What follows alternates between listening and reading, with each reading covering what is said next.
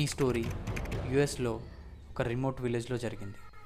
యానా అనే అమ్మాయి black magics చేస్తూ ఉండేది. ఈ విషయం తెలుసుకున్న విలేజర్స్ ఆ అమ్మాయిని అద్దె ఇంట్లో చంపేశారు. ఆమెను చంపిన తర్వాత ఆ ఇల్లు 5 to 6 years ఖాళీగానే ఉంది. ఆ ఇంట్లోకి 2 అమ్మాయిలు దిగారు. నైట్ టైం పాస్ కాక చార్లీ చార్లీ అనే గేమ్ ఆడదామని డిసైడ్ అయ్యారు. లైట్స్ అన్నీ ఆఫ్ చేసి క్యాండిల్ లైట్లో గేమ్ ఆడడం స్టార్ట్ చేశారు. నెక్స్ట్ డే మార్నింగ్ ఆ 2 అమ్మాయిలు చనిపోయారు. పోస్ట్ మార్టంలో నమ్మలేని నిజాలు బయటపడ్డాయి. వాళ్ళ ఇద్దరి డెత్ సేమ్గా ఉంది.